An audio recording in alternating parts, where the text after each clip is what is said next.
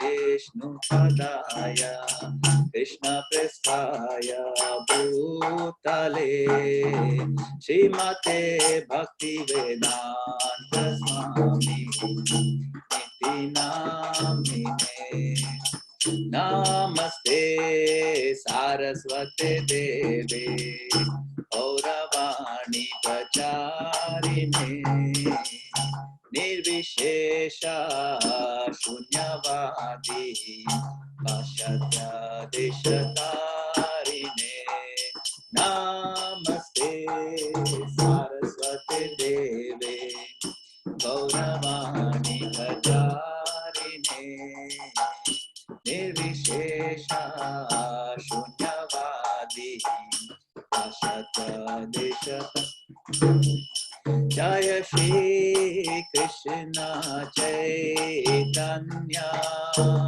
Prabhu Nityananda Shri Advaita Gadadhar Shivasadi Gaur Bhakta Vrinda Jaya Shri Krishna Chaitanya Prabhu Nityananda Shri Advaita Gadadhar Shivasadi Gaur Bhakta Vrinda Hare Krishna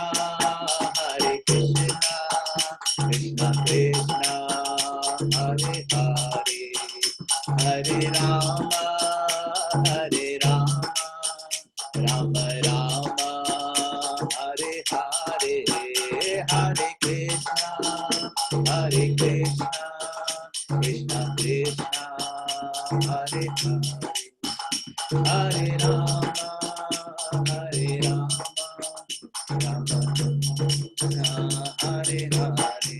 Hare Hare Krishna Krishna Krishna Hare Hare Hare Rama Rama Hare Hare Hare Krishna Krishna Hare Hare Hare Rama Jaya Prabhupada Jaya Prabhupada Jaya Prabhupada Jaya Prabhupada Jaya Prabhupada Jaya Prabhupada Jaya Prabhupada Jaya Prabhupada ki. So thank you all very much for joining this evening session, the Sunday feast. You have to just have your own feast, unfortunately, but the lecture part is sponsored by ISKCON of New Jersey, and we're very ecstatic to have His Grace Radhika Raman Prabhu join us for this evening to address us for this next hour. Now, one request to all of you is if you could kindly turn off your cameras, not because we don't like to see you, but it's because the bandwidth sometimes can be a little heavy, depending on who's connected, and it could cause the audio to be a little choppy. So I'm going to go ahead and turn off my camera, and then I'm also going to request all of you turn off yours, and then we will open it up. Radhika Raman Prabhu is here. Radhika Raman Prabhu, we'd like to have your video on so we can see you. I was just following instructions. So the only problem is now, because everyone's video is off, it shows my face on the screen in large size. Annoying. I've never given a class watching myself before. You can use that little icon with the squares in the top right-hand corner. Then your face won't be so big. And you can be in the mood of Manashiksha. And also, I know we like to ask people to turn their videos off, but if you're asking a question or something, then please do turn your videos on so we can see you, and Prabhuji can see you also and relate to you. So, you know, that will also be nice. So I think everybody knows Radhika Raman Prabhu. So I won't give so much of an introduction. He's been to our temple several times, and actually, somehow or other last year he skipped his annual visit to Tawako Temple, and I chased him and finally convinced him to come. And it was supposed to be this very weekend that he was supposed to be here with us in person. And Krishna's arrangement, of course, he couldn't travel. So we're doing the next best thing to have Prabhuji live with us on video. And of course, later on in the year, we'll work very hard to try and convince him to come and visit us in person. So Radhika Raman Prabhu is a professor at Utah State? Utah State. Yes. Utah State, right? Utah State. And he's actually the chair of religious studies there. I don't remember the exactly. And he's been there several years. Before that, he was at College of William and Mary, also teaching there. And of course, I think you all may know that he did his PhD in Oxford at a very, very young age in religious studies and philosophy. And his thesis was on the works of Jiva Goswami. So I don't want to take too much more time with the introductions. So let's request Prabhuji to please address us. So just the rules, if anyone has a question during the class, it's up to Prabhuji, but you can either chat, put your question in the chat line, or if you feel inspired, you can turn your video on and ask directly. But at the end of the class, certainly we'll have some time for questions and answers. So thank you all so much for joining. We have record attendance today, Prabhuji. I think that says something about your reputation. So again, thank you everybody for joining, and we'll turn it over to His Grace Radhika Raman Prabhu. So if thank you so much, Nilamani Prabhu. If I can request Nilamani Prabhu to keep his video on, that way I'm speaking to someone. Otherwise I'm not speaking to anyone, so that at least one person. And request him to give please positive reassurance, smiles, nodding, and everything. So I feel otherwise this online teaching is not usually my system, because I like to interact with the audience. I like to see people's expressions. But Krishna has, with coronavirus, he's kind of, or at least Maya Devi has turned everything upside down. So I'm really. I have a picture of like 1,000 people in the crowd. Should I show that? So maybe we also have his video issues in the past, but why don't we let people have videos on, and if we have issues, then we can turn them off. I think it's fine, Prabhu. Just one person is enough. It's okay. It's not a problem. Yeah. I believe we also have Yogeshwar Prabhu connected, if I'm not mistaken. Yogeshwar Prabhu, Prabhupada disciple. There he is. Yeah, I was right. Hare Krishna, Yogeshwar Prabhu, welcome. You're hiding back there in Long Island. Thank you. So a very warm welcome to everyone. I'm so sorry I couldn't be there in person with you. Last year was definitely my fault, but this year was not my fault. This coronavirus, I didn't start it for sure, but hopefully it won't last too long, and I can be back in your physical associations soon. So I'll definitely leave time at the end for questions, because given the time we're in, I think it's really important that we have time for discussion and to share and hear what is on people's minds. And of course, whatever I can, I will answer questions and so on at the end. So let's begin. Om Namo Bhagavate Vasudevaya. Om Namo Bhagavate Vasudevaya. Om Namo Bhagavate Vasudevaya. Om Namo Bhagavate Vasudevaya. Om Namo Bhagavate Vasudevaya. Om Namo Bhagavate Vasudevaya. Okay, everyone can mute themselves again. Sorry, I messed that up. Everyone was off mute now. But thank you again.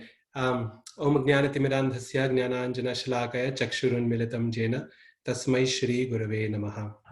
So the theme for today that I wanted to talk about is the title is Faith in a Time of Crisis. And I think since most of our viewers are from the New York and New Jersey area, certainly you're experiencing a time of crisis, I think, more than anywhere else in the United States at the moment, although the rest of us are probably not far behind. And so the verse I wanted to read comes from Srimad Bhagavatam. This is Canto 1, Chapter 7, text number 22. And after reading it, I won't do call and response because it'll take too much time and it's too unwieldy, but I'll just read the verse 1:7:22, Prabhupada's, the verse, Prabhupada's translation, and the purport, which is short but very, very sweet. And then we'll talk a little bit about faith. So here's the verse. This is Arjuna speaking to Krishna. Ashwatthama has just released his Brahmastra weapon, the ultimate dangerous weapon to kill the Pandavas, and he's now Arjuna is running to Krishna asking for help. So just in case at any point in this call, if you cannot hear me, then I request Nilamani Prabhu or Radharani Mataji who are on video to please wave at me, and I'll know that you can't hear me because I won't be reading the chat messages as we talk. So here's the verse. Arjuno vacha Krishna Krishna Mahabaho Bhaktanam Abhayankara Tvameko Dahyamananam Apavargo Sisamsrite. Arjuna said, O my Lord Sri Krishna, you are the almighty personality of Godhead. There is no limit to your different energies. Therefore, only you are competent to instill fearlessness in the hearts of your devotees. Everyone in the flames of material miseries can find the path of liberation in you only.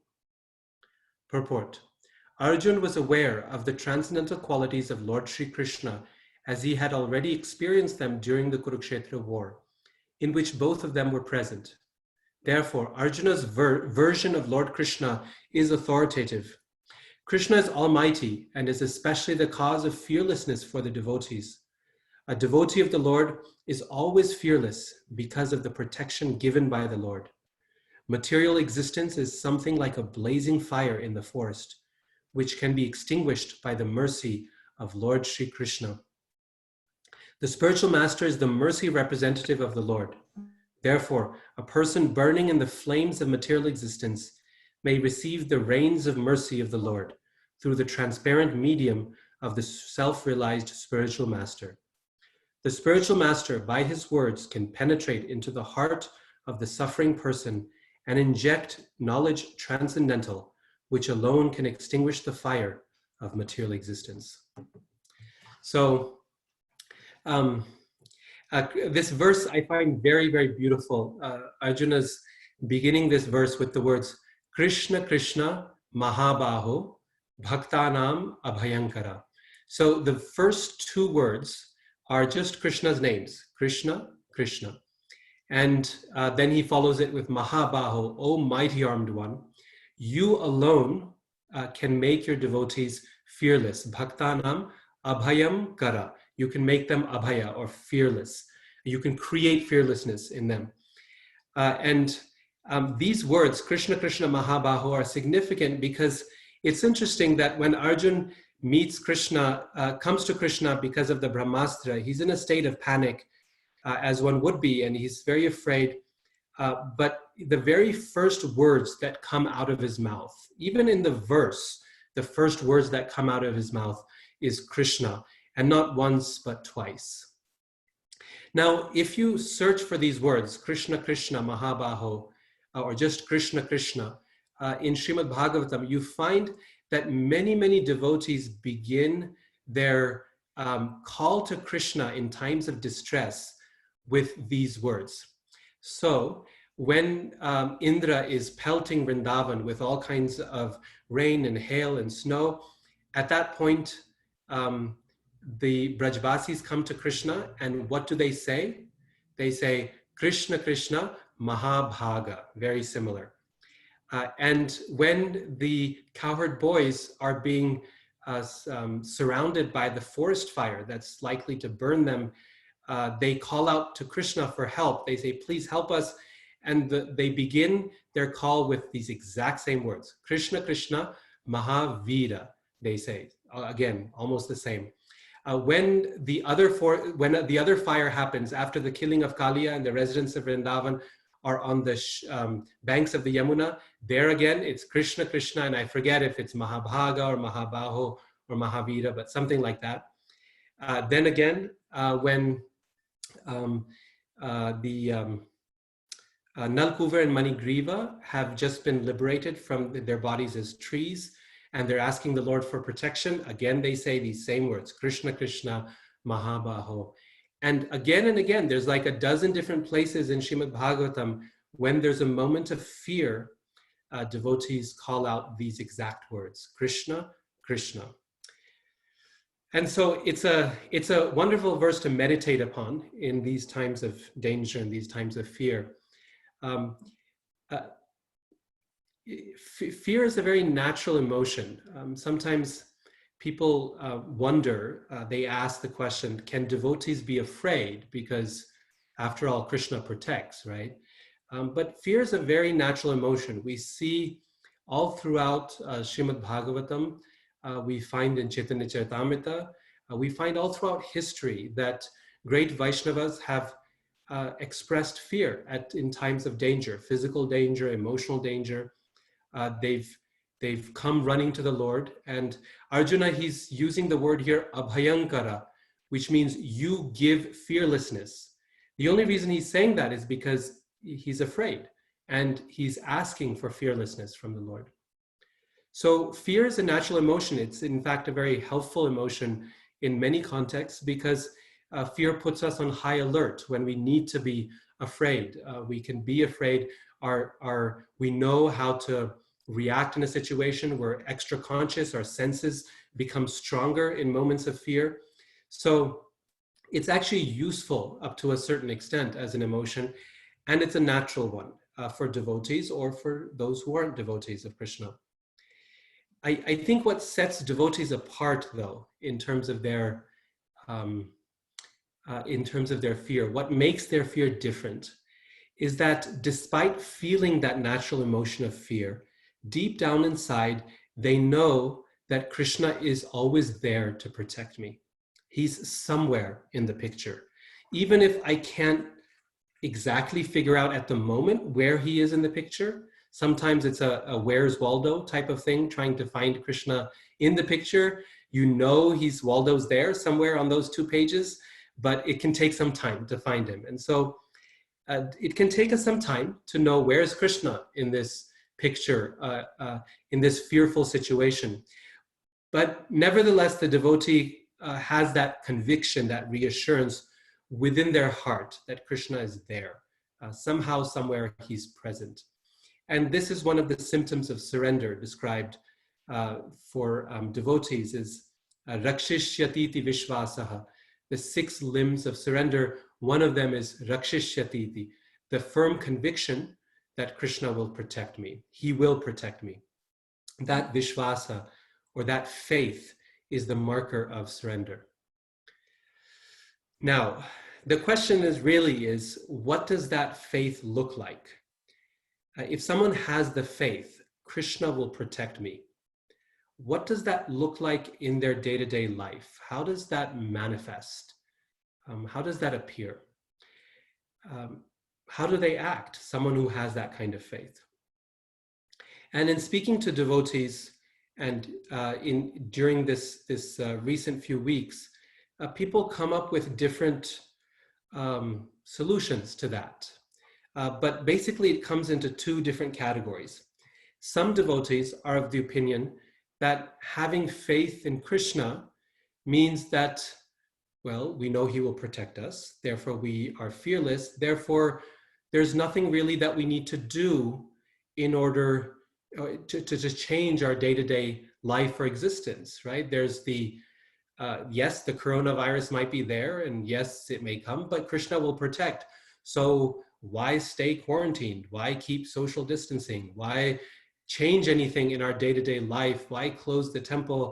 We should just go ahead and do what we have to do, because Krishna will protect. And to support their argument, they cite very nice examples from the scriptures, such as, perhaps you remember when the cowherd boys were faced with Aghasura. They initially didn't know, but eventually they figured out that this is probably a demon that we're facing with. And knowing that they are likely entering the mouth of a demon, they decided, let's go in anyway. Why? Because Krishna's right there and he's going to protect us. Similarly, when Draupadi was faced with danger from the Kauravas, and particularly Dushashan, she thought, what's the use of struggling? We should just raise our hands in the air and Krishna will protect. Govinda Pundarikaksha Rakshamam Sharanagatam. Oh Govinda, oh lotus-eyed Lord, please protect me, for I have sought refuge at your feet. So we see in both of these cases, devotees more or less saying, what happens will happen. It's up to Krishna and he will protect me, and I'm going to go on as usual, or even jump in the face of danger, because Krishna will protect. So this is one side of the argument. The other side of the argument, also coming from very wonderful devotees, who say that Krishna is, yes, Krishna will protect, but Krishna's protection comes in the form of us putting in our effort for protection as well. And we have to do our bit. We can't expect Krishna to serve us by making up for our mistakes when we do something foolish. And the example that they give is of the example of Arjuna in Bhagavad Gita, where Krishna's final instruction to Arjuna is, Ma Shuchaha, don't fear, I will protect you. And in fact, Krishna says this maybe half a dozen times in Bhagavad Gita or more. He says, I will protect you. Name bhakta pranashyati, yogakshema vaham yaham. He says again and again, I will protect. And yet, when it came time to act on that surrender, Arjuna clearly made a choice to surrender to Krishna. But when it came time to act upon that surrender, what did he do? He fought, he acted. He didn't just give up and say, Krishna will protect me in the way that Draupadi did, or in the way that the cowherd boys did. Rather, he said, no, I have to pick up my bow and my arrow and I have to fight. And he fought for dear life. He fought, there's no way of doing a half-hearted battle. You're either in or you're out. And he put his full energy into fighting the danger that came before him. And similarly, we find in this case, Arjuna approaching Krishna, he's clearly intent on doing something about it, and he will do something about it, not leaving the matter just to divine forces. So the question really is then, which one, right? Is action a better form of surrender, or is it inaction that is a better form of surrender? Is it holding on that is a better form of surrender, or is it letting go? Is it endeavoring, or is it letting Krishna do the work, right? This quandary, this question is one that is actually really, really ancient. It's been debated for thousands of years within the Vaishnava tradition.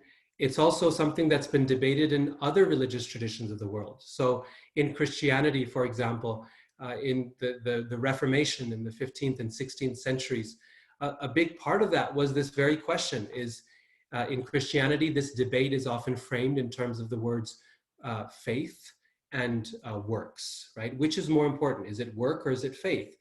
And in the Protestant Reformation, there was a shift where Martin Luther and others argued that it's through faith alone, solo fides, that we can surrender to God, that we can come to know him and love him. And he tried to correct what he saw as the too much emphasis on works in the Catholic tradition. But this has been a debate that's really been part of the history of Christianity. In the Vaishnava traditions, we find the same thing, encapsulated perhaps in that famous example that Prabhupada also cites, that comes from the Sri Vaishnava tradition of monkey versus cat, right? That what's the better way of caring your young? Is it the monkey, which is where the child holds on for dear life to the mother as she swings from tree to tree, or is it the kitten who just lies there and waits for the mother to carry her by the nape of the neck and take her to wherever she needs to take the kitten? So this is a very long-standing debate back and forth. And the answer to the question is really, I think philosophically, is not one that can be resolved. There's no way to give some kind of really fine philosophical answer or an algorithm, a scientific algorithm, where we can know in exactly any situation, should we act or should we not act? Should we hold on or should we let go?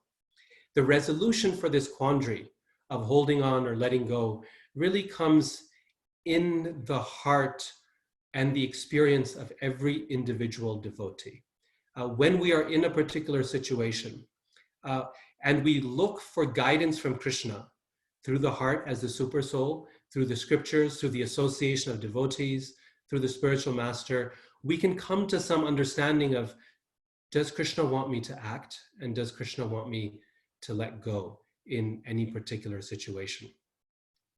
Let me give you the example of Arjun, since he's the one we're looking at in this verse. When Arjun heard the Bhagavad Gita for the first time on the battlefield, and Krishna asked him to surrender, the meaning of that surrender for Arjun was pick up your bow and act and fight, okay? And put in your every ounce of effort. Now, that same Arjun, some years later, after Krishna's departure from this world, okay? If you read in the first canto of Bhagavatam, Arjun is, depressed, he's sad, he's heartbroken that Krishna has left this world. And to console himself, he's remembering Krishna's instructions that he gave on the battlefield. Namely, he's reviewing Bhagavad Gita in his own mind. And of course, he must have remembered Krishna's final instruction, just like he did on the battlefield.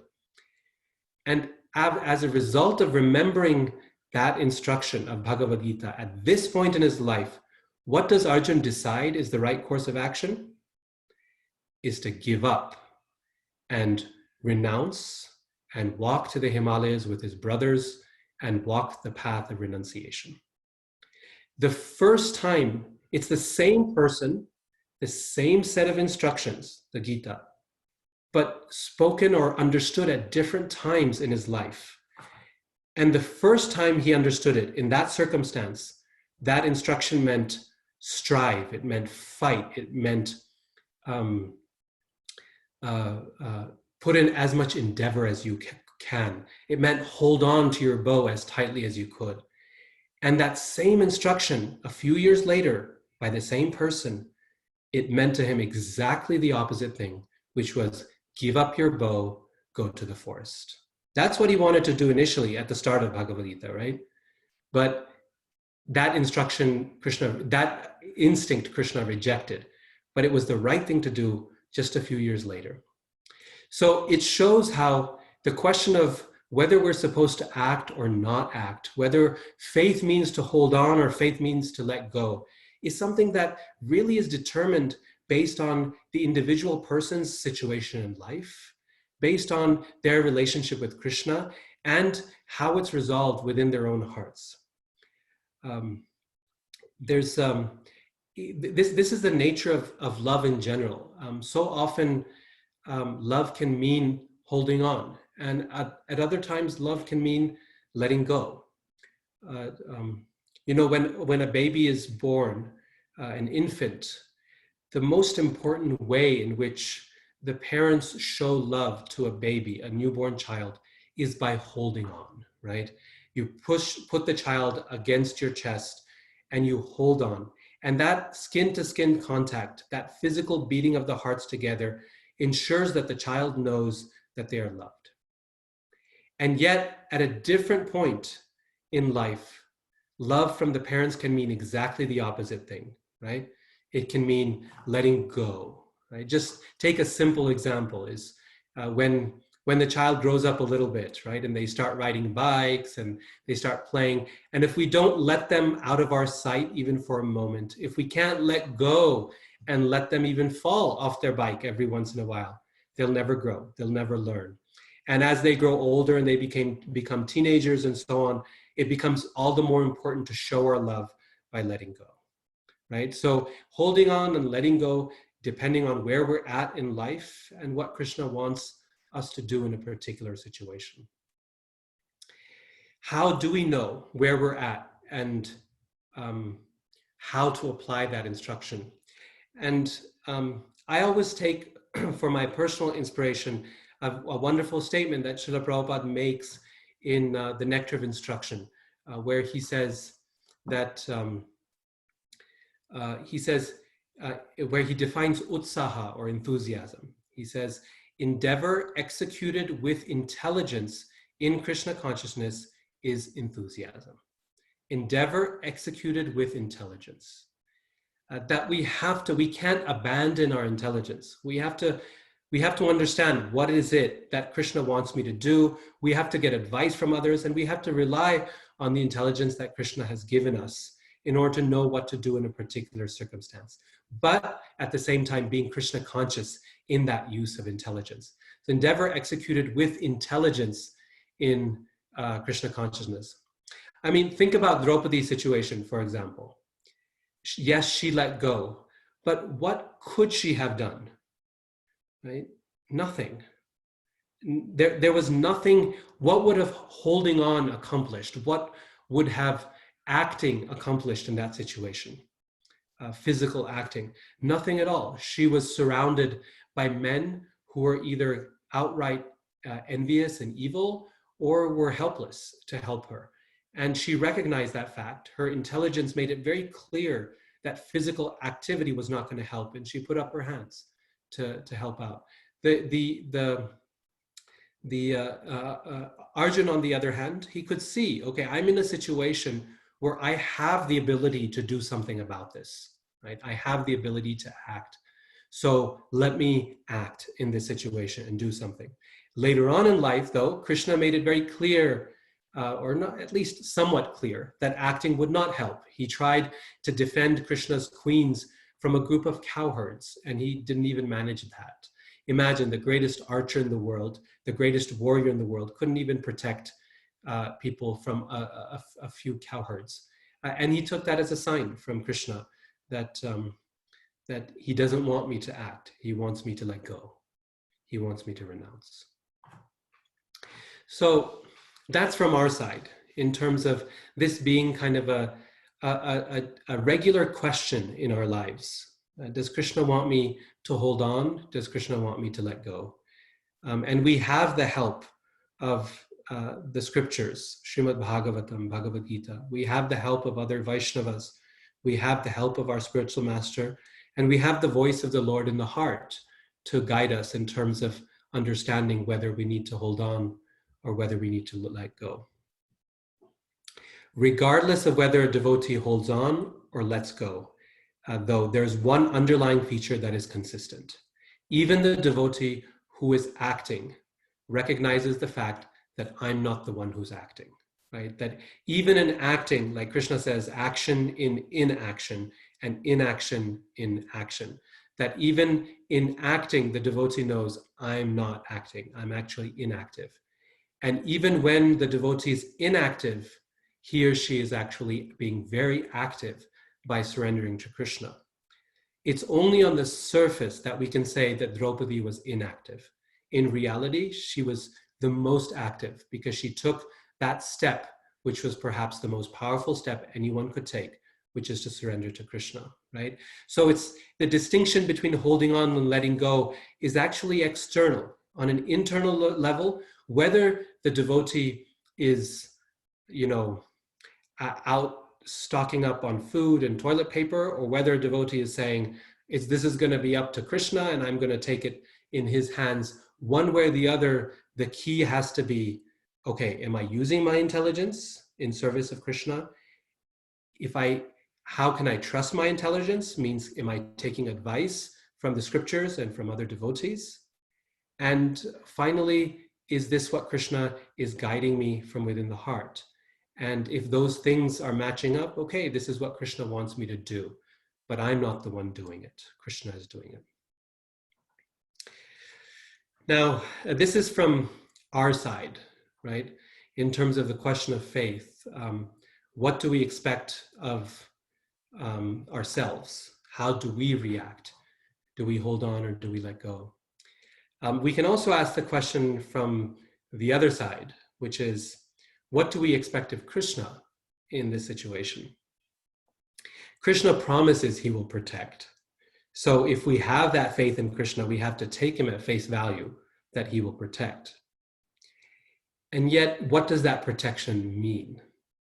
Just like in our case, surrender can mean either action or inaction on the surface. So also in Krishna's case, protection can mean either action or inaction from Krishna's side, right? He has to be allowed the same wiggle room that we are allowing ourselves. And so what does it mean to say Krishna acted or he didn't act? We see in the scriptures again and again that sometimes Krishna's protection manifests in the form of physical safety. Krishna jumps in and he saves the situation and he helps his devotee live and survive and flourish physically. In other cases, we see in the scripture that Krishna doesn't jump in physically and that his protection is something deeper, it's something spiritual, it's something emotional, that the devotee on a physical level may even end up suffering some harm.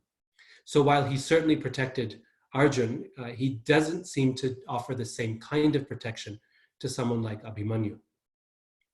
So what Krishna will do in a particular situation, whether he chooses to protect by intervening physically or he chooses to protect by not intervening physically, we don't know. The only way we can know, again, is in our own relationship with Krishna, in our own hearts. I'll give you one example of what I mean by in our own hearts. Some years ago, I spoke to a wonderful devotee who preaches a lot in the United Kingdom, in England. And very senior devotee, an amazing preacher, and very sincerely dedicated to Srila Prabhupada, a lifetime really of service. And some years ago, he was diagnosed with cancer. And he was telling me his experience through that and saying how, when he was first received that diagnosis at the doctor's office, and after the diagnosis, he had to go to another part of the hospital to get some further testing done. And all of us know, hospitals are very kind of demoralizing sorts of places often. They're sterile, they're white, they've got these fluorescent bulbs. And he was walking in this long corridor, he said, from one building to another building underground. And this corridor, it was oppressive and it was suffocating, and there were these low-hanging fluorescent bulbs and no one else was there. And in walking through that long corridor, he felt like Krishna had just abandoned him. He felt like, Krishna, what have you done? Is this how you reward me for my decades of service to you? This is the reward you give me? Where are you? I thought you were supposed to protect your devotees. And, he went through with the treatment and got chemo and everything. And fortunately, his cancer went into remission and, kind of disappeared completely. And on one of the last checkups that he had with his doctor, with his oncologist, the doctor said, my job is more or less done here. But before you go, this is something that's kind of beyond the purview of my job as a doctor, but I just wanted to say something to you, that you came in to your physician for a general annual physical checkup. And had you not, or your physician not noticed something unusual in your body, and had you not had that appointment at that time, had it been delayed even by a week, the cancer would have progressed to a stage that we could not have done anything about it, and you would be dead today. He said, the timing, when you found it, the way we found it, the way the cancer was placed, there were just too many things that had to go right for this to happen. I'm telling you, there's someone up there looking after you. And at that point, this devotee told me that it just, something broke in him, and he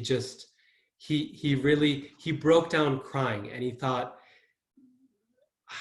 his first thought at that point was, Krishna, how could I have ever doubted you? Why did I doubt you? You were always there with me. I couldn't see in that moment. I got upset with you. I got angry with you. And yet you were always there looking after me. And his faith doubled, and his conviction in Krishna's protection, it doubled. So there we have an example of a devotee experiencing Krishna's protection in the form of physical protection, of Krishna helping deal with the situation. On the other hand, I can give you another example that's similar but different in a very significant way. When I was a child, my parents in Boise, they were taking care of a disciple of Srila Prabhupada. Her name is Mother Kunti, and she was diagnosed with bone cancer at a relatively younger age. And it was, she was from Idaho, although she had spent most of her life serving in New Vrindavan. And they helped her, our family, we took care of her in our own home until the last 6 months or so, when she wanted to go to New Vrindavan to give up her life in the Holy Dham. And I still remember it made a big impression on me as a child, looking at her and her progressive physical difficulty and the way her body was wasting away.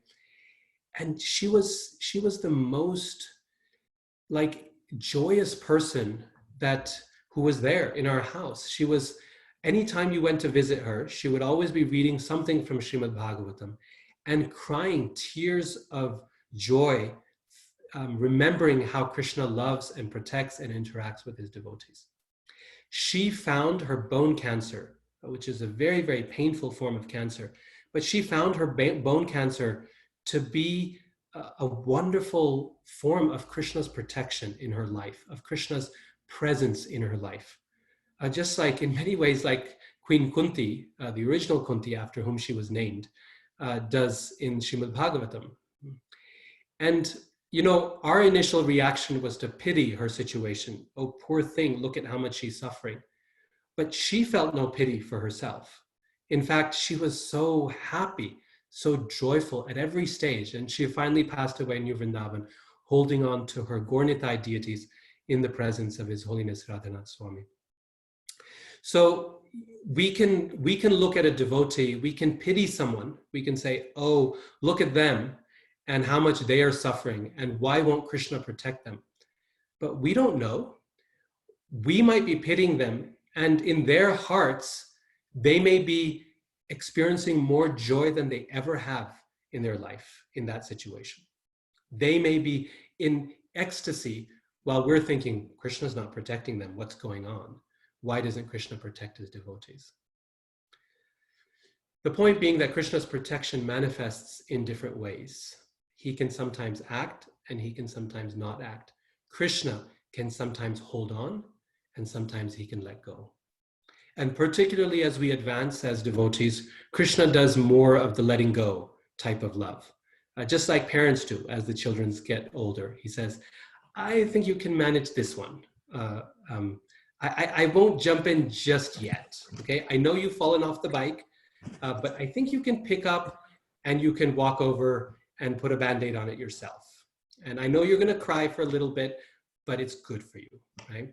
Krishna does more of that as we advance. And Prabhupada says specifically with the Pandavas, this is why Krishna put them through so much, is that he wanted to show how his devotees react even in very, very difficult situations, as is the case in this verse that we just read of Arjuna. This was after everything they had been through and lost every family member, more or less. Ashwatthama was still determined to get at them in some way. And even now, they turn to Krishna for their help. And after this, Ashwatthama sends that Brahmastra towards Parikshit. And he's another very good example where from an external perspective, it can certainly seem like Krishna was doing nothing, that the Brahmastra was going to Uttara's womb, and what was Krishna doing? He was just there. He was standing in front of the Pandavas. But internally, Krishna was right there next to Maharaj Parikshit in the womb, right next to the embryo. And Parikshit Maharaj was having the best time of his life. He was looking at Krishna and getting face-to-face darshan. And he spent the rest of his life, that experience, which from all external purposes would have been, from our perspective, would have been the worst possible experience a child could go through, an unborn child. And yet from Parikshit Maharaj's perspective, that was the turning point in his life. That experience shaped his entire future, and he spent the rest of his life searching for that person he saw within the womb, and this is why he receives the name Parikshit. So this is what I wanted to say in terms of our side of the story and Krishna's side of the story. Both holding on and letting go. Love can be manifested in both of those ways. And so in our own experience here in this very difficult time, as this virus strikes fear in all of our hearts, and as we see friends and loved ones get infected by the virus, and many people succumb to it as well, we have to ask ourselves the question, what does Krishna want me to do in this situation? How does he want me to act and show and express my surrender to him? And if we think of it like that, then just like my Guru Maharaj said last week, then any situation can be seen as Krishna's mercy if we have the humility to accept it as such, right? If we have the humility in our own lives, that when we see something as, if we have the humility to say, yes, this is what Krishna is sending my way, and I will accept it. If we have that kind of humility, which Krishna says is the first item in the process of knowledge in Bhagavad Gita, then anything we get, we can see as Krishna's mercy. And when we experience it as Krishna's mercy, when we experience it as his karuna, then we have the ability to turn around and give that mercy to others, right? And so this is why the devotee then, by experiencing that mercy in their own lives, by experiencing Krishna's compassion in their own lives, has the ability to turn around and give that compassion to others. And whether that compassion means that if we're medical professionals, that we go out and we help those who are suffering from this, or it means if we are teachers, that we still work with our students from a distance and help them to learn and to give them solace and strength during this time, or whether it means that we're pujaris and we continue to worship the deities in isolation, or whether it means that we are have Krishna has given us some resources and we can give some donations to those who are helping others, whatever it is, but we need to experience that mercy first in our lives, transform it from that perspective, and then we need to ask ourselves, how can I share that mercy with others? How can I give it to others? So I'll stop at that point and see if anyone has any questions or comments or thoughts from your own experience of holding on and letting go that you might want to share with us. And at this point, when you unmute yourself for to ask a question, please also show us your video so I can see who's asking. Hare Krishna, Radhika, this is Madan Gopal. Can you see me? Yes, I can. Thank you. Well, thank you so much for this. It's a very subtle topic. It's a very deep topic. And it's something that we think about all the time, and it really causes us anxiety and especially now there's panic attacks and so on. It's even just sitting here alone at home or with our families. And you did talk about it in the second half, is the expectation that we should maintain, when we're supposed to have the firm conviction of Ashirakive Krishna Vishwasa Palan. And especially if there's no certainty of the outcome. For example, if I'm a warrior and I do get killed, does it not weaken this notion for others? I mean, this is like a PR thing for Krishna. It looked at as a devotee and he got killed, and what kind of avashirakiba? It's just random. It happens. Sometimes you lose, sometimes you win. God is really, you're just making it up, because if it was consistent, every warrior in Krishna's camp, there should be no Abhimanyu cases. There should be no, devotee. And it's it's hard to defend Krishna because you have to get into such subtle discussions of it. So, the one that you take it apart, talk about intentionality, talk about the deeper lesson. So a lot of the world sees it at a very superficial level and makes judgment. And if Krishna really wanted, why would he allow so many Muslims to kill so many, Brahmins in Kashmir? There's so many those kind of scenarios, and it can get difficult to explain. I don't know if there's a real, it's an easy answer to this, but I thought maybe if you could elaborate a little bit more on that. Yeah, thank you. Wonderful question. What I can do is just, kind of share how I address such questions for myself and for others I talk to, which is to say that, if we look at things statistically, it's very impersonal, and it's very difficult to defend Krishna or anyone or the government or anything, because you're just speaking in terms of large numbers, and people look at the history of religion in the world and they genuinely ask the question, does religion do more harm or does it do more good?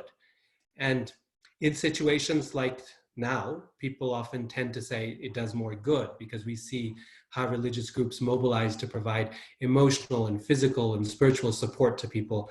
But in other times, like when there's wars over religion, people say maybe religion does more harm.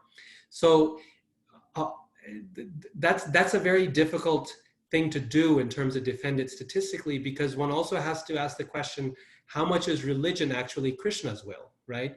Religion itself, so much of it is our own stuff that we make up, and our own egos at play. Hindus kill Muslims, and Muslims kill Hindus, and Protestants hate Catholics, and Catholics hate Protestants. The history of the world is full of this kind of suffering, back and forth and back and forth. So we really can't equate religion with God and his action in the world. The actions of religion in the world certainly are not always the actions of God in the world. I think where we can actually see Krishna's hand and help others see God's hand is in individual lives, in people's personal lives and their experiences. And this is why I always find solace in the experience of devotees and the experience of, I don't mean just devotees of Krishna, not even just ISKCON devotees, but seeing the faithful in the world and how Krishna acts in their lives, and how people's faith around the world is both challenged but also strengthened as a result of seeing Krishna's hand. So I think the best way to help people is often by pointing to stories of individuals whom we know, whom they know perhaps. And then eventually when we hear stories of others, we can turn the lens upon ourselves and think about our own story. And perhaps the people we are trying to help will be able to think of their own story and ask, where's Krishna in my story, right? And this is why if you study the scriptures, Bhagavatam and so on, this is what the Bhagavatam is doing, right? It's giving us one individual story after another. And it's saying, look at this person's life. Is your life like Daksha? Is your life like Bharat Maharaj? Is your life like Gajendra? Right? Look at Gajendra's example. It's such a beautiful example for times of danger. That we're all, my wife was recently listening to a class by Radhanath Swami, and he was making this wonderful point where he was saying when Gajendra entered the water of the lake was beautiful. It was idyllic. It was like a national park. And he would have never entered that water had he known that there was a crocodile there, right? And yet the world is so deceptive. We go through our day-to-day lives thinking everything's just fine. And all of a sudden we step into the coronavirus, right? Literally, it happened overnight. And we're going about our day-to-day lives just like Gajendra was, and it catches us by the leg and it won't let go, right? So the Bhagavatam does this. It gives us individual stories of devotees, and it asks us, it challenges us. It says, you read this story, can you find yourself in that story in some way? No? Okay, try another story. The Bhagavatam has hundreds of such stories, and it asks us to find our own story in those stories and take some inspiration, some guidance. And I think this is how we can help others, is by the Bhagavatam, or if they're not into the Bhagavatam, then by pointing to stories in our contemporary times, stories of friends and relatives and devotees whom we know, and say, this is how Krishna acts. And everyone can appreciate a story, even if they can't appreciate the subtle philosophical nuances that we've been discussing here. Thank you very much, Prabhu. We have a question from Mahasundari Madhavi in Austin. If you could kindly unmute yourself and ask it directly with the camera on, that'll be much nicer. Mahasundari Madhavi Mataji. Hi, Krishna Prabhu. I'm having some issues with the camera. That's why I just typed them both Sure, there. no Are you problem. able to hear me okay? I am, yes, thank you.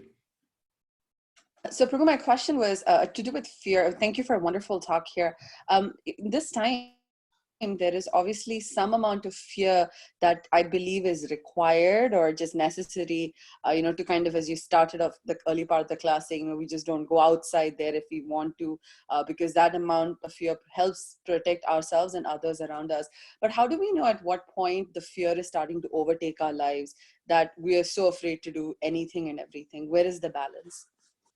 Yeah, that's a wonderful question. And I think this is why it's so important that even in this time of social isolation, social distancing, that we don't actually distance ourselves from our relationships with other devotees and our friends and our family, that even if it's through Skype or through Zoom or through the phone, that we find a way to keep up those relationships, because it's very difficult, if not impossible, to self-diagnose.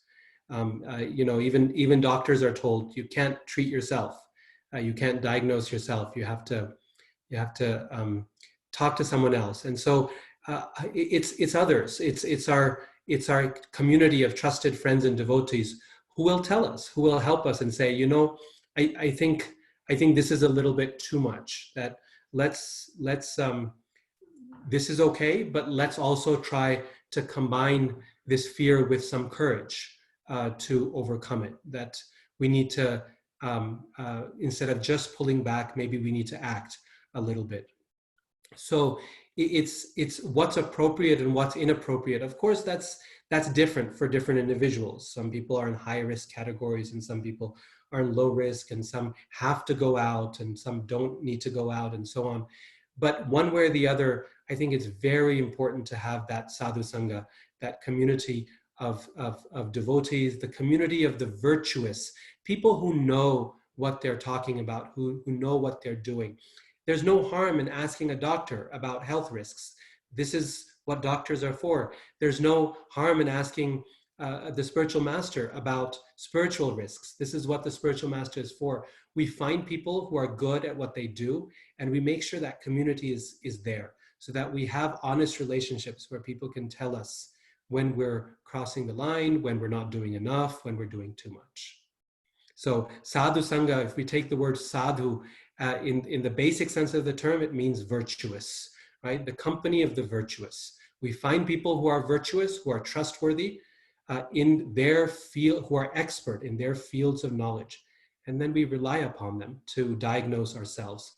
And we do the same for others, that it's always easier to see another person's situation than ourselves in clear light. And when we talk to multiple people, not just one, but multiple people, the Dharma Shastras, they make this very clear that it's important to consult with a number of different persons, and then we get multiple perspectives, and hopefully then Krishna will guide us through their voices and through the voice of scripture. So sadhu sangha is the key, even in times where we're told that we cannot physically have that sadhu sangha. Krishna Radhika Raman Prabhu, this is Shyam Kundas from Toronto. So Prabhu, my question is holding on or let it go, right? Yes, from the current situation, whatever virus situation, okay, I mean, I can understand. But when you are doing something directly to Krishna, does that rule apply? The reason I'm asking is if you look at Srila Prabhupada's journey through Jaladuta, right? He went through so much, and even after landing here in New York, so much, but he never said, let it go. So does it have a different rule when you are directly doing to Krishna than protecting up? And that's my confusion here. Yeah, wonderful question again. So all such nice questions. It's really, I don't think something different applies. Even when we're trying to serve Krishna, we have to ask ourselves, what does Krishna want me to do? And sometimes we think we know what Krishna wants, but then Krishna makes it clear by putting enough obstacles in our path that this is not what he wants or this is not the right time. And so if we take Srila Prabhupada's own life, we see that for so many years, right, a lifetime in preparation for, you know, how many years was it since he received the instruction from Bhaktisiddhanta Saraswati Thakur and the time he actually boarded the Jaladuta, right? So many different things he tried and different opportunities he tried to take up, and he came to the conclusion that this is not what Krishna wants me to do, or this is not how Krishna wants me to do it. So the League of Devotees, for example, Srila Prabhupada started that and in Jhansi and kept it going for some time, but eventually he came to the conclusion that that wasn't the type of English preaching that he was meant to do. And so we see that even Srila Prabhupada, he's looking for indications. What does Krishna want? The difference between him and us is that the voice of the super soul within the heart, the voice of Krishna, is so much clearer, right? And so when Srila Prabhupada knows that Krishna wants something, he knows that he can push and push and push and push because he's confident of Krishna's voice. And for us, it takes a little more groping in the dark, where we're trying to figure it out and we're saying, does Krishna want this? And maybe, maybe not. 3 people said he does and 2 people said he doesn't. And Bhagavatam yesterday said he does. And today Bhagavatam doesn't seem to agree. So what are we supposed to do? And it can be a little more of some false starts, and it can be, we go down the wrong path for a little bit and then we back up and try something else. So for us, it can be a little more of an experimental situation, whereas Srila Prabhupada has that voice of Krishna a lot clearer and a lot stronger, where Krishna speaks to him in very clear ways, and his spiritual master gives him a very clear instruction and so on. But I wouldn't say that with Krishna, it's not a question of holding on or letting go. Krishna will indicate to us, even in our service to him. Sometimes the greatest thing we can do in our service is let it go. So, you know, one of the most wonderful things we can do in our service for Krishna is to hold on to it, to do it as well as we can, to perfect it, and to let it go. And by let it go, I mean train someone else, hand that service over to someone else, and watch them grow and be inspired and enthusiastic, seeing that someone else is doing that service even better perhaps than we were able to do that service, right? So even in devotional service, letting go can be such a wonderful and powerful way. This is what the Pandavas did in their service to Krishna, is at some point they realized, no, it's time to let go. Parikshit Maharaj will do this much better than we can at this point in our life. We did what we have to, and now we have to hand it over. So it's just a matter of hearing that voice and listening to it and being able to do what Krishna wants us to do. Hare Krishna Prabhu. It's Yeshwar Dulagar, Dandavad Pranam. You said earlier, we have to have the humility to accept whatever Krishna sends us as his mercy. So sometimes when things don't go our way, or if there are serious reverses or serious obstacles, how do we determine that it's his mercy, or is he just testing us and he wants us to keep going? And the second part of that question is, do we have to know how it is his mercy for us to accept that it is his mercy? Yeah. The thing is that it's always his mercy. Now, this may not be a reality for us initially. We may, just like the example of the devotee I gave you who had cancer in the UK, he wasn't able to see it as Krishna's mercy initially. And so the answer to your second question is no, we don't have to know how it's Krishna's mercy. And I would say, I mean, personally, that's the most difficult part of accepting it as Krishna's mercy, is that we know that it's Krishna's mercy. We may even have that faith, and yet we don't know how exactly this is Krishna's mercy. Krishna doesn't make that part very clear. He just kind of, he throws it at us, and we have to kind of go along with his plan, and then think, okay, I'm going to put the best effort into it, and then we'll see how it turns out to be Krishna's mercy at the end, right? And that's certainly what he did with Arjun. He put Arjun into the middle of the battlefield, and he didn't give him any guarantees. You know, he didn't say that you're gonna be, you know, well, he kind of said you're going to be victorious, but he didn't say how, right? That you're going to have all your friends and family and loved ones with you, that you're going to have a kingdom this big, that you're going to have this much money at the end, that you're going to be totally happy. He gave no guarantees for how it was going to turn out. He just said, this is what I want you to do. So that's the toughest part, is that we don't know what's going to come the next day. We don't know how it's going to shape up as Krishna's mercy. But the nice thing is that over given enough time, it does become real to us, right? Just like for that devotee, it took until the point of remission of the cancer, and then it became real to him that, yes, this is Krishna's mercy. So at some point in our experience, halfway through, a third of the way through, all the way through, 10 years after it's done, at some point, Krishna will reveal us. He'll make it clear. He'll show us in what way was it his mercy, right? But that shouldn't prevent us from taking it as his mercy. Any experience can be his mercy. It's just, it depends on the way we take that mercy, how we, the perspective that we have in relation to it. Even if it's a test, right? You were asking about the test. Even if it's a test, tests are also Krishna's mercy, just in the way of a teacher, right? Gives exams, and those certainly don't feel like loving teaching to the students, but yet in hindsight, they are, right? In hindsight, a child may grow up and recognize, yes, all those affectionate moments were the love of the teacher, but also the tests were also love from the teacher, right? Thank you. Thank you. Hare Krishna.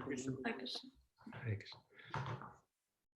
So just wanted to ask a question around the statement you made at the end of your talk. You closed with that by surrendering to Krishna, we experience his mercy, and then we can share that mercy with others, and in different forms, as you said, whether it's as a healthcare provider or as a spiritual person or whatever it may be. So I'm wondering, do we need to experience Krishna's mercy to be able to give to others? Could we not give otherwise anyway? And in that context, like, what makes giving or helping others different for devotees? Yeah, both really good questions, thoughtful ones.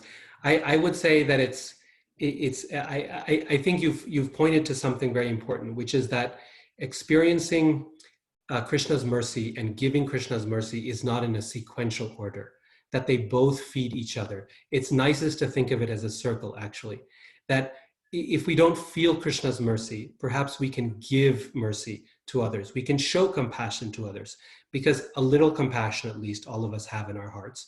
The ability to be kind and to be generous and to help. Everyone's got some of that.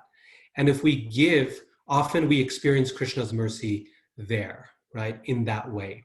And so many times when people recover from something difficult, so they lose a child to a drunk driver, or they go through some kind of trauma, and often when they,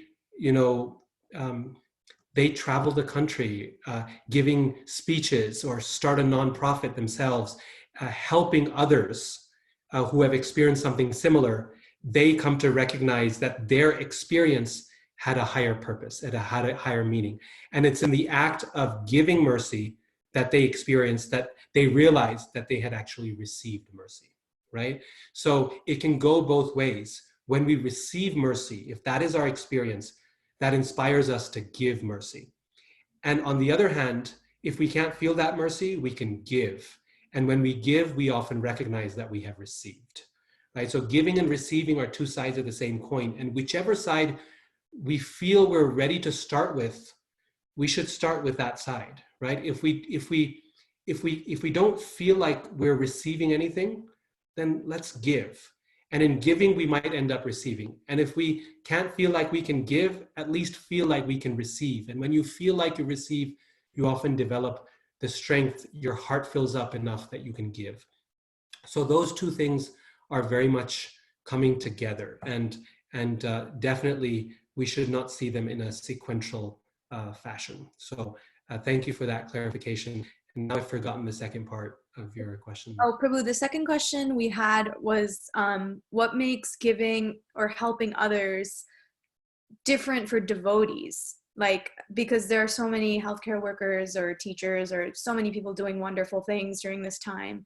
So being a devotee of Krishna, how is our lens different in a service role? Yeah.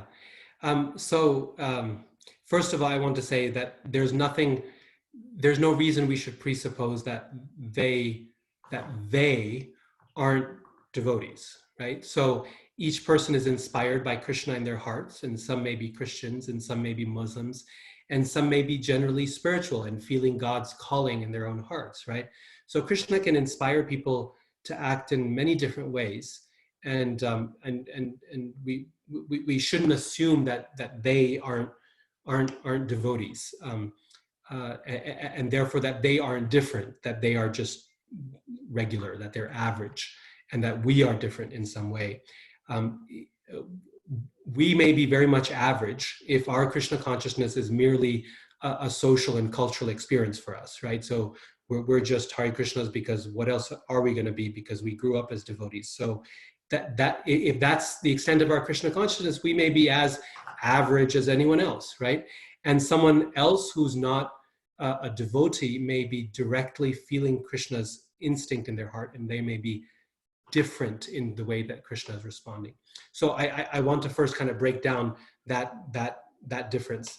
But then on the second side, in kind of going directly to your question, is I think as for one who is a devotee of Krishna, who feels God's presence and direction in their hearts, two things happen. One is that there's a sense of the Lord's personal presence within our hearts, which is very, very powerful. That there's not just some general kind of goodness in the world. There's not just a force for good in the world. There's not just the universe is looking after you. It's not just that the hand of God is present somewhere. It's that there is a person, there's Krishna, there's a little blue boy who acts in very specific ways. And we know how he acts because he's shown us many, many times, both in the scriptures and in the experience of devotees. So we've got someone to rely on. And I would say not just rely on and not just look to for shelter, but also get angry on sometimes, right? Now, one thing I pointed about this devotee is this devotee in England was regretting the fact that he had questioned Krishna, that he had gotten angry with Krishna. And of course, he has a right to regret.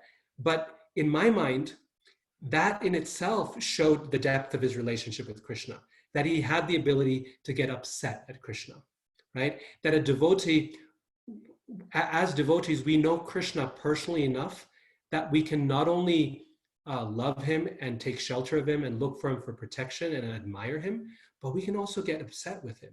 Right? That when things don't go the way we think Krishna should be acting, we can go to him and say, Krishna, what are you doing? Why are you acting in such a way? Why don't you do something about the situation? And even that helps, right? That instead of losing our faith or thinking the world doesn't care or the world is an empty and cold place, we're able to say, no, there's a God in control and I'm upset with him. I think he's messed up here. And that may not be true, but it does help us to have a real relationship with Krishna. And Krishna responds. He does, even to anger, even to upset, right?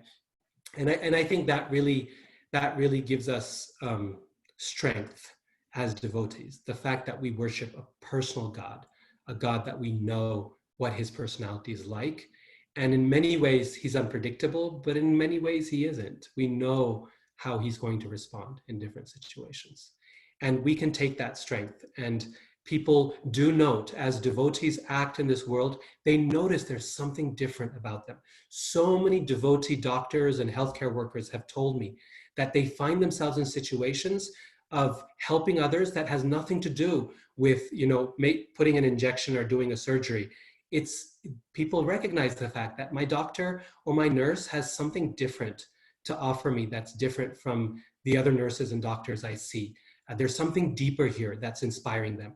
And those are the moments where we can draw upon our Krishna consciousness and say, yeah, actually, I'm proud to be a devotee, that I know someone here. I know God in a way that can allow me to help you beyond the surgery, beyond the recommendations of washing your hands for 20 seconds, right?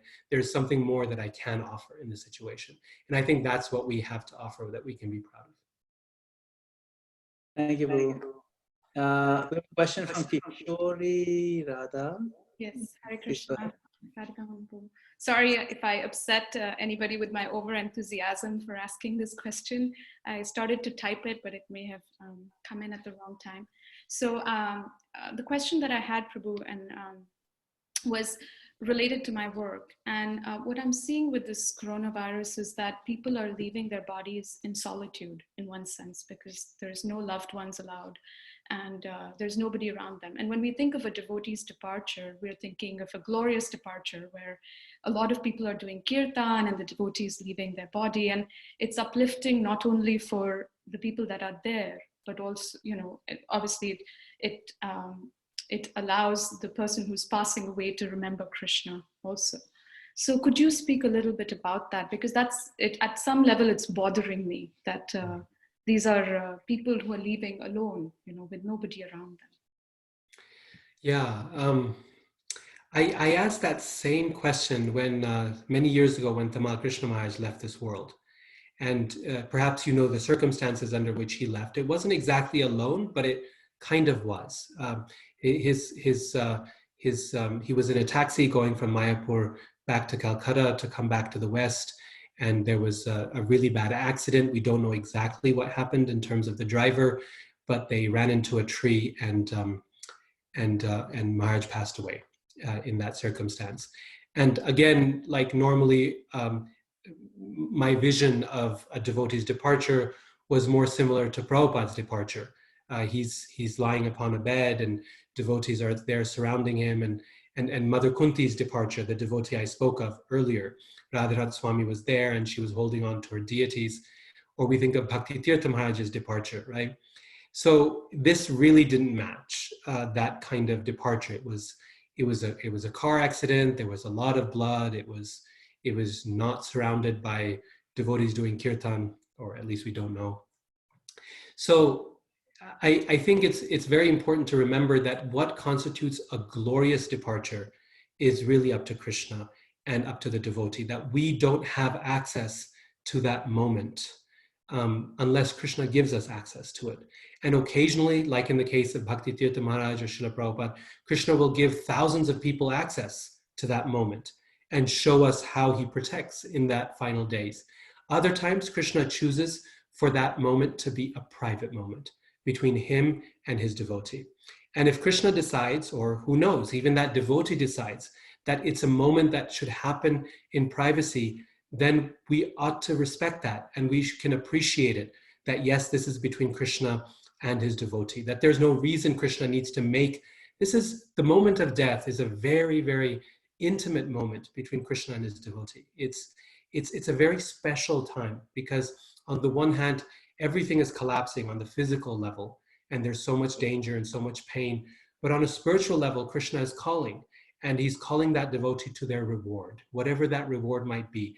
But after a lifetime of service, that reward is going to be so much better than where they are now. And it's going to be glorious in some way. And that exchange between Krishna and his devotee, there's no reason why Krishna should make that public. He can if he likes, but he may also choose it to keep it just between him and his devotee.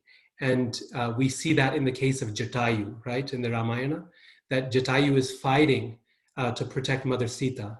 And he's alone. He's fighting alone. And his wing is cut off and he's dying in solitude, in pain. And the only person who's present is the Lord himself, right? There's no devotees to give him solace. There's no kirtan going on. There's no reading of scripture. There's no one. And in fact, when the Lord first comes to Jatayu, he actually, he criticizes him. He questions him. He finds him on the ground and he says, oh, this must be the demon who harmed Mother Sita. And, you know, he must be someone suspicious. And he questions his integrity. And then Jatayu gets a moment to speak with the Lord. And then the Lord's mood changes completely. And he tells him in the Ramayana very clearly, now I want you to go to my ultimate abode. Go to my ultimate abode and be there, right? And no one is witness to that except the Lord and of course, Lakshman as well. So Krishna can give us a Jatayu-like passing, fighting and alone. And Prabhupada, he said many times in his life that he wouldn't mind a passing like that he wanted to die on the field, he said, like a soldier. Or Krishna can give us a departure that is picture perfect, right? It's surrounded by devotees, it's in the holy dham, it's chanting Krishna's names and a source of inspiration for the world. But one way or the other, Krishna, a devotee's departure is glorious, whether it's alone or it's with others. Thank you so much, Prabhu. That really gives me solace. Thank you. Thank you, Radhika Raman Prabhu. Just want to add a comment to that. You mentioned Tamal Krishna Maharaj, and it's interesting because one time Tamal Krishna Maharaj was having a conversation with Srila Prabhupada, and he was doubting, you know, I'm spending so much time on the logistics of building this temple and map and the bricks and the cement, and I'm ordering this, I'm ordering that, and dealing with all these contractors. And Prabhupada, how is that being Krishna conscious? I'm not, you know, Krishna is not in my mind at all. All I'm thinking is bricks and mortar and this and that and the steel. And Prabhupada said that, no, right now you focus on the bricks and steel. And when it's time for you to go, Krishna, Mahaprabhu will personally incarnate into your mind when it's time for you to go. So Prabhupada gave him the promise in his own words that Mahaprabhu will take an incarnation in your mind at the time of your passing. You know, that incarnation doesn't have to be a public event, but it was a well-known, predicted event. You know, so it's quite interesting that you brought that up. Thank you very much. I think there's one more. Thank you for sharing that, Prabhu. As one more question from Pratik and Nidhi. If you can unmute yourself and ask that question. Hare Krishna, Prabhu. Dandavad Pranam, Jai Srila Prabhupada. Prabhu, my question was, we are not in the healthcare profession. That are people who are directly on the lines and serving from the very front lines. But we encounter a lot of people who have fear in this time. So what is the one thing tactically that we can do or say to our family and friends who are experiencing this this uncertain period of their lives? Yeah. So what can we do? I would say a few different things. One is that the first thing, if we imagine ourselves as healthcare workers, right? The first thing that we do is take care of ourselves. So there's no way we can help others. If the healthcare worker themselves is getting sick, then that's the end. There's no helping anyone else. And so the first thing we can do is make sure that our Krishna consciousness and our spiritual life is strong enough that we have the capacity, we have the fullness of heart that we can give to others, that we can support others. So doubling down on our japa and our study of Bhagavatam and our reading and our association of devotees. I mean, this is a wonderful thing about being confined at home, is that we have this opportunity to reduce some of the noise that is so much part of our lives, limitless meetings that have no real purpose to them, right? And now at work, people are only having essential meetings because, well, everyone's got other things to do, and everyone's under stress, and we've got to organize by Zoom. And so we've got some flexibility. We take that opportunity to redouble our efforts in our own Krishna consciousness. And then secondly, for our friends and family, to help them see this element of Krishna's protection, right? To help them recognize Krishna's protection in their own lives. And so whatever we can do in terms of, maybe chanting with them or reading Bhagavatam with them, one verse a day or one round a day together with them on the phone, on Skype or whatever, and to reassure them that this is what ultimately is going to give them peace of mind, that no matter how many news items they read. I mean, actually reading the news can cause the opposite problem, right? But no matter what they read and where the assurance they look for, that ultimately that assurance is to be found in the heart through Krishna's protection. And then thirdly, we ask, okay, what can I do to help others, right? That how can I give in this particular circumstance? How can I contribute in some way? In each of our domains of activity, just like I'm a professor, and so a lot of the students are in difficult situations because they're financially already difficult and they don't know what to do, and their sources of income, they're often paying their tuition using their jobs and everything, they're struggling. And so the university started a scholarship fund for students, and I thought, okay, these are my students. This is my area of responsibility. I should give something to help out my students. Krishna has provided me a place of influence in this domain. I have students who have written to me explaining that a family member has gotten coronavirus and they're very scared and they're worried. So I write back to them and try to help them and understand. Each of us has a particular sphere of influence. We don't have to be healthcare workers, right? Everyone, Krishna has given us a sphere of influence. And within that sphere of influence, Krishna will send people our way who need help. And it is our job to help them as devotees. We have to help them spiritually, we can help them emotionally, we can help them physically. In whatever way Krishna facilitates that for us, we can offer that help, right? So we don't have to go searching the web for ways to help. In our own domains, in our own families, in our companies, in our neighborhoods, in our states, in our own environment, Krishna has given us a sphere of influence. And this is the time to use that influence to say, what can I do to help? And the beautiful thing about a devotee's help is that even when we help physically, which is so important in times like this, when people are physically suffering, even when we help physically, it always comes with this touch of Krishna, right? There's always this spiritual magic that's attached to it. And if we attach that to it, then it also it affects something deeper.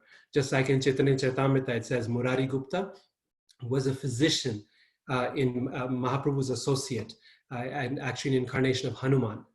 He was a physician who used to cure his patients, both physically and spiritually, right? Both at the same time. So Krishna has given us the opportunity, all of us, to be physicians in some way, to be healthcare workers in some way, because we can look after people's health. If not by wearing masks and going to a hospital, if that's not our job, we can help in other ways. But our goal is, we ask, how can I cure them physically and spiritually, both? That is our gift as devotees. Hare Krishna, Radhika, Raman Prabhu. Thank you so much. And I think we perhaps even have more questions. I just don't want to abuse your kindness to us. It's 7:30. If you have more time, I think we can certainly entertain some more questions. But certainly, I want to take this opportunity to really offer my pranams and thank you so much for wonderful association, wonderful class, and a reassurance to so many of the devotees who have joined. And I also want to thank all of the devotees who have joined. Many of you are from our Tobacco congregation. Many of you are from other congregations, other parts of the country. And we're very honored to have you here on our virtual Sangha at some point in time when we're able to open the temple again. I hope you'll come and personally take the mercy of our most merciful Sri Sri Gaura deities as well. So perhaps we should end the class here, but I will request His Grace Radhika Raman Prabhu to perhaps give us another class in the next couple of weeks. We'll talk offline about scheduling a date, and it's just a wonderful topic. And I think you've touched the heart of many, many people at this most crucial time, addressing their doubts and concerns and so forth. I'd also like to tell everybody that, this Sangha is going on every day, 7 days a week. So Monday, Wednesdays, and Friday, we have His Holiness Jayadvaita Swami speaking from Srimad Bhagavatam from 8 o'clock to 9 o'clock. This Tuesday and Thursday, we have the great privilege of having His Holiness Bhakti Charu Swami with us. And we've requested him to speak on the pastimes of Lord Ram, as Thursday is Ram Navami itself. And in this way, we're continually working on getting nice speakers who can share Krishna Katha with us and keep us enlivened during this time of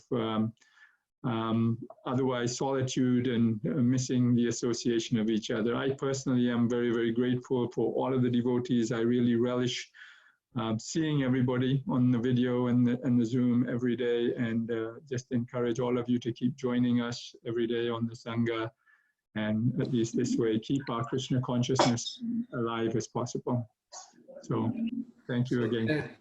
Thank you so much, Nilamani Prabhu, for those kind words. I really value everyone's association, especially all those wonderful questions and comments. They really were inspiring for me to dig deeper into this topic. It was so good to see a lot of friends from ISKCON Tawako, and also I know there's a lot of devotees from Richmond as well who were present.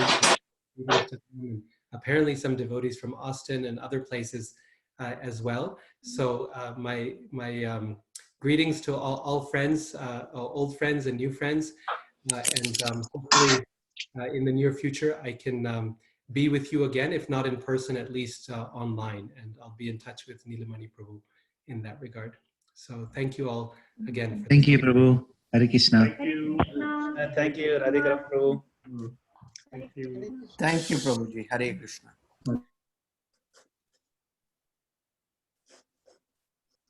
Hare Krishna. Thank you.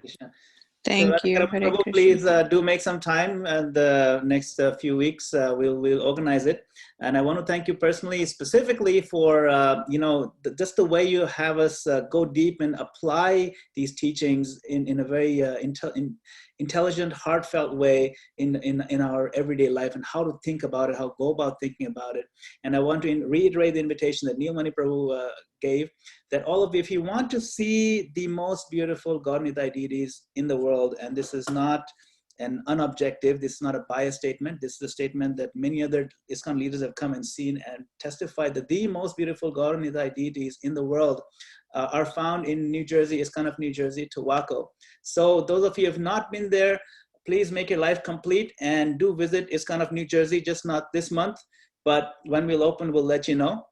And some of you are in New York and you have not had the privilege, and you're very close by, only 25 miles away, so please also come and see.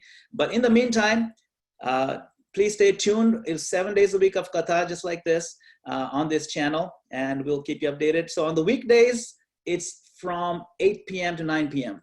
On Sunday, it's from 6 p.m. to 7 p.m. So please join us then on this same channel. And if there's any changes or updates, we'll update you. Srila Prabhupada ki jai. Hare Krishna. Thank you, Prabhu. Hare Krishna. Thank you so much. Thank you, Radhika Prabhu. Haribol.